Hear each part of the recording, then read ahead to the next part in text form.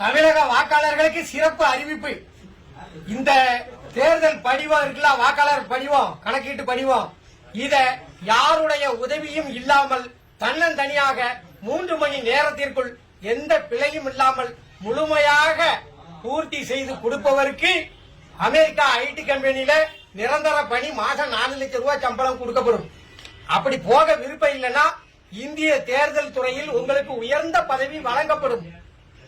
என்னடா ஏய், ஏண்டா எங்களை இந்த படிக்கும் போதே நெஞ்சு வலிக்குடா, ஏண்டா எங்களை இந்த துன்பப்படுத்துறியா? நீங்களாம் படிச்சுட்டு வேலைக்கு வந்தேடா. மாடு மேய்க்கிறவனுக்கு கூட நல்ல மனிதாபிமானம் உள்ள அறிவு வேலை செய்யுமே, படிக்க உங்களுக்கு அறிவே இல்லையா? இதை எந்த பய பூர்த்தி செய்வான்? போன தேர்தலில் ஓட்டு போட்டதே ஞாபகம் இல்ல.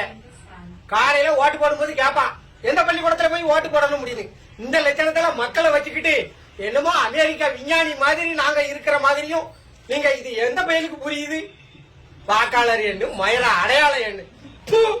உங்ககிட்டலாம் ஓட்டு போடுறத விட பேசாம இருக்கலாம். நீ இல்லன்னா ஒரே அடியா அறிவிச்சிரு, தேர்தலே கிடையாது, மக்கள் ஓட்டு போட வராண்டாம்னு ஓப்பனா சொல்லிட வேண்டியதானே. நீங்களே இருந்துட்டு போங்கப்பா, அதிபர் ஆட்சி முறையை கொண்டு வாங்க.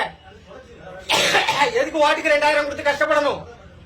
என்ன சாதாரண எனக்கு படிக்க தெரியாது, நான் எவங்கிட்ட போய் பூர்த்தி செய்ய? படிச்சவனுக்கே இந்த பாரத்தை பூர்த்தி செய்ய தெரியாது. என்ன கேவலப்படுத்துதிய நீங்க?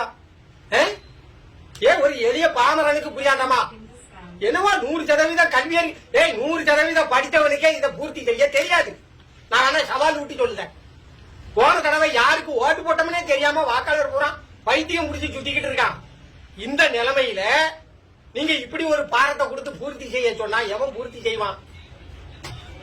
ஒரே அடியா தேர்தல் ரத்து இந்தியால அப்படின்னு அறிவிச்சிட்டு போங்கப்பா. எங்களுக்கு எவன் வந்தாலும் ஒண்ணுதான்.